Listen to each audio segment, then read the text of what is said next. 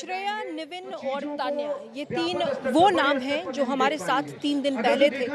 आंखों में UPSC crack करने का एक सपना था, लेकिन अफसर बनने की चाह में अफसरशाही के हाथ ही जान गंवानी बैठी। जी हाँ, इस वक्त हम राव आईएएस के इलाके में मौजूद हैं, जहाँ ये घटना हुई। मैं आपको तस्वीरें दिखाना चाहूँगी, आप देखिए। ठीक मेरे पीछे ये जो छात्र हैं वो लगातार प्रदर्शन कर रहे हैं। सड़क से लेकर सदन तक ये प्रदर्शन लगातार जारी है। मैं अपने कैमरा पर्सन से कहूंगी ये तस्वीर दिखाएं, जो लगातार पोस्टर्स लगे हुए हैं, यूनाइटेड वी स्टैंड। उन 3 छात्रों को श्रद्धांजलि भी दी गई है। और देखिए ये जो तस्वीर है, लगातार ये लोग 3 दिन से यहीं बैठे हैं और ये देश का भविष्य है, उस विकसित भारत का भविष्य है। जो सवाल उठाते हैं कि आखिर ये जो हुआ उसमें जिम्मेदारी किसकी थी, सरकार की, प्रशासन की, अफसरों की, इनसे बात करेंगे। देखिए लगातार इनके पास ये डिमांड्स के नारे हैं, CBI investigation, strict legal action, compensation, maintenance. और देखिए इनोसेंट एस्पिरेंट्स की ये आवाज उठा रही हैं, इनसे बात करेंगे। ये बताइए, बतौर महिला 2 लड़कियों की जान गई, आप कब से ट्राई कर रही हैं यूपीएस के? मैं तो इसी ईयर आई हूँ यहाँ पर, बट ये तो प्रॉब्लम तो यहाँ की बहुत टाइम पहले से है। ये कोई प्रॉब्लम आज या कल की नहीं है, ये प्रॉब्लम बहुत टाइम पहले से। इतने एस्पिरेंट्स आते हैं, जगह जगह से लोग आते हैं, इसलिए तो नहीं आते हैं ना कि यहाँ पे आके लाइब्रेरी में से पढ़ने के लिए अपनी जान दे दें। वहाँ पे इनके पेरेंट्स होते हैं, बैठे होते हैं, ये सोच रहे होते हैं कि हमारा बच्चा आगे जाके हम इस सोसाइटी में रिफॉर्म लाएगा, आगे जाके वो कुछ करेगा। इसलिए तो नहीं ना कि लाइब्रेरी में जाके यहाँ पे कोई सिस्टम नहीं, कोई रेगुलेशन नहीं है, ना तो ड्रेनेज सिस्टम अच्छा है, कोई चीज़ अच्छे से नहीं होती। 2 दिन पहले एक क्वेश्चन से उसकी एक लड़की की पटेल नगर में डेथ हुई है, उसके ऊपर कोई एक्शन नहीं हुआ। एक जान की तो कोई वैल्यू नहीं थी। जब इतने सारी गई तो बच्चों ने प्रोटेस्ट किया। अगर हम लोग भी प्रोटेस्ट नहीं करते तो भी शायद यहाँ पे कुछ नहीं होता है। ऐसे इसको भी हटा दिया जाता। कोचिंग वाले कहाँ से आई हैं? मैं यूपी से हूँ। यूपी से यहाँ दिल्ली में पढ़ने आई हैं। लाखों बच्चे यहाँ काम करते हैं, रहते हैं, पढ़ते हैं। फिर क्या उसके ऊपर कौन अकाउंटेबिलिटी लेगा कि क्या होगा उन बच्चों का जो आते हैं करते हैं यहाँ पे अपना पूरी लाइफ। कोई 4-4 5-5 साल से होता है। क्या इसलिए होता है कि अभी वो पता नहीं किस दिन उसकी लाइफ चली जाए। कोई भी रेगुलेशंस नहीं है यहाँ पे, कोई भी सेफ्टी मेजर्स नहीं है यहाँ पे बच्चों के लिए, किसी भी के लिए। रेंट तो इतना हाई रहता है, बच्चे डिप्रेशन में चले जाते हैं। बच्चे पेरेंट्स सोचते हैं वो लोग कैसे मेहनत करके बच्चों को यहाँ पे भेजते हैं। इसका मतलब ओनर्स भी उन्हें डिप्रेस, मतलब ओनर इतना सप्रेस करते हैं बच्चों को। ओनर्स के अलावा और भी लोग होते हैं, कुछ है ही नहीं यहाँ पे। सेफ्टी मेजर्स तो बहुत इंपॉर्टेंट है ना बच्चों के लिए। बिल्कुल, इनका साफ तौर से कहना है मेजर्स इंपॉर्टेंट है। ये बताइए आप कितने टाइम से यहाँ हैं? यूपीएससी एक ऐसा एग्जाम है, पूरे विश्व का सबसे टफेस्ट एग्जाम से कहा जाता है। कितने टाइम से यहाँ? मैं यहाँ 2 साल से। 2 साल से? कहाँ से आए हैं? यूपी से। अच्छा, ये बताइए आप भी लाइब्रेरी में पढ़ते हैं? नो, मैं लाइब्रेरी ज्वाइन नहीं करा। आप यहाँ बैठे हैं, जिनकी लाइब्रेरी में जान गई उनके लिए प्रदर्शन कर रहे हैं, क्या मैसेज देना चाहेंगे? यही मैसेज देना चाहेंगे कि जिनकी जान गई है उनके लिए कुछ होना चाहिए। जैसे कि कंपनसेशन की बात करी गई, बहुत ही कम 10 लाख। जब तक पता नहीं चलेंगे तब तक उन सबको कैसे जस्टिस मिलेगी, उनकी फैमिलीज को कैसे जस्टिस मिलेगी। सिर्फ 3 लोगों को मान रहे हैं, बल्कि हम सब तो 5 लोगों को ऑलरेडी जानते हैं। 5 लोगों को तो ऑलरेडी पता चल चुका है कि उनकी डेथ हुई है। बट सब 3 न्यूज़पेपर में 3 आ रहा है, हर जगह 3 कैजुअलिटीज़ दिखाई जा रही हैं। लेकिन हमें भी पता है कि 3 कैजुअलिटीज़ नहीं हुई होंगी। यानी आप कह रही हैं आपके खुद के दोस्त लापता हैं जिनको आप जानते हैं? नहीं, मेरे दोस्त नहीं लापता है, बट बहुत सारे लोग जानते हैं जिनके लोग मिसिंग हैं। उनका कौन रिप्लाई देगा? बात ये है, जब ये इंसिडेंट यहाँ हुआ था मैं यहीं पर था। जिस समय 7 बजे हुआ था ये, लगभग मैं 7:30 बजे मैं यहीं पर था।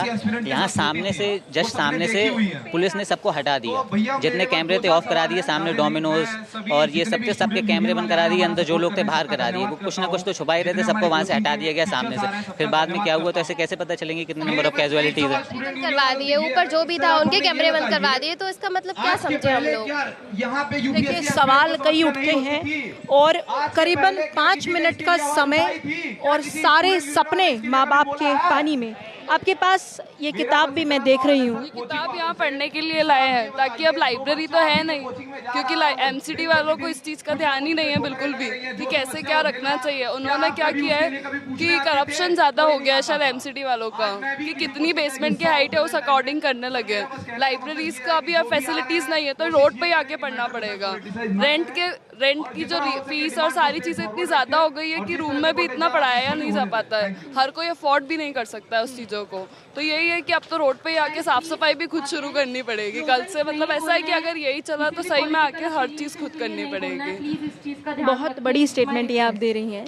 ये बताइए, एमसीडी चीफ सेक्रेटरी पर ब्लेम कर रहा है कि चीफ सेक्रेटरी जवाब नहीं दे रहा, इस पर राजनीति भी हो रही है, कैसे देखती हैं? बतौर स्टूडेंट आप कैसे देखती हैं?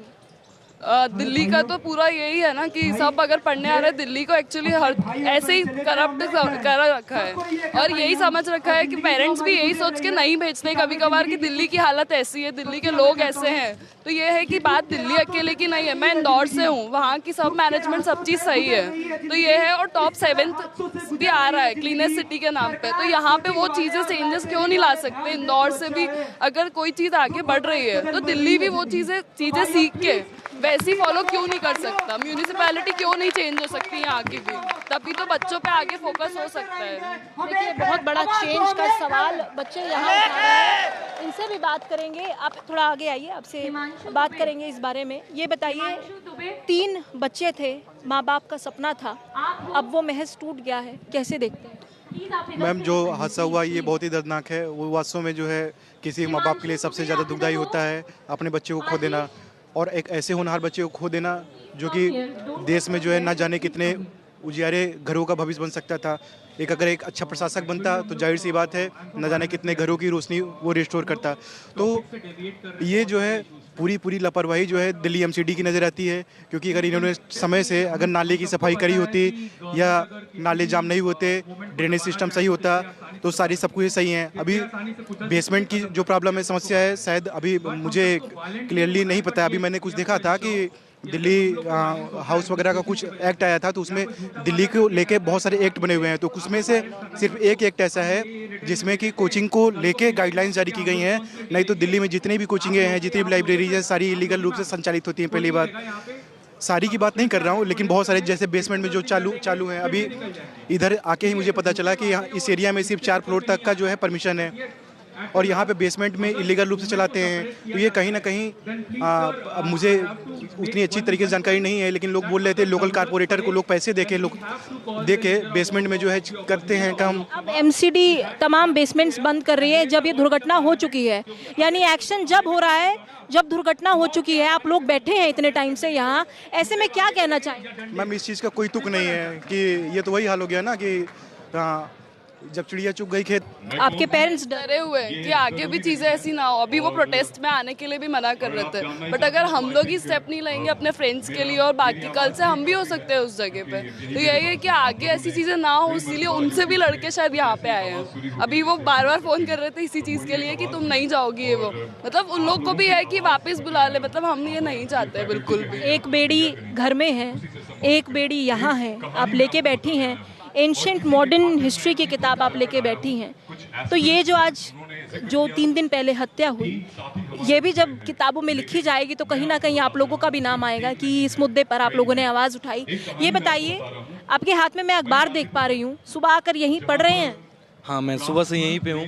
जैसे कि मतलब यहाँ मतलब जितने भैया साथ में बुलाए कि प्रोटेस्ट में आना है, कि सब साथ में होकर के हम एक आवाज़ उठा पाएँ, क्योंकि अकेले तो कोई किसी का सुनने वाला है नहीं, सबको साथ में ही आना पड़ेगा। इससे हम लोग यहीं पे हैं। अब कुछ है नहीं करने के लिए तो थोड़ा सा बोल रहे हैं और अपना न्यूज़पेपर पढ़ रहे हैं। देखिए, सरकार की तो गलती है ही, प्रशासन की भी गलती है, लेकिन आपको नहीं लगता हम जब आवाज़ उठाते हैं, जब कोई दुर्घटना हो जाती है, ये जो बेसमेंट्स थे ये तो बहुत पहले से चल रहे थे, आप यूपीएससी की तैयारी कर रहे हैं, आपको नहीं लगता कि आवाज़ बहुत पहले उठाई जानी चाहिए थी? ये 3 जान शायद नहीं जाती फिर। आवाज़ ज़रूर उठी होगी, पहले भी उठी होगी, लेकिन कहीं ना कहीं गलती हमारी भी है।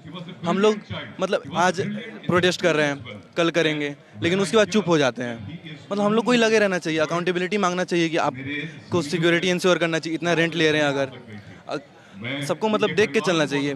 हमें पूछते रहना चाहिए हमारी सिक्योरिटी के लिए क्या किया जा रहा है। अगर आप इतना रेंट ले रहे हो, 25,000 30,000 रेंट ले रहे हो, रेंट भी ले रहे हैं, मतलब एक तो जैसे कि रूम रेंट है, 25,000 रूम रेंट ले रहे हैं, ऊपर से पानी पीने का अलग रेंट ले रहे हैं, बिजली का अलग रेंट ले रहे हैं।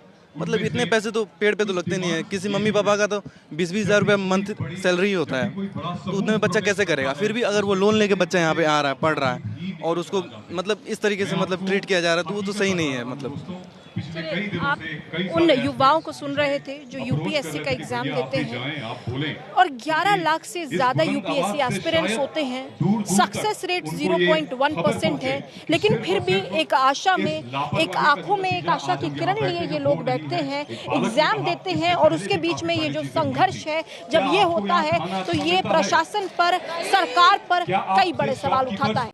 For more such videos, subscribe to the NewsX YouTube channel, hit the bell icon.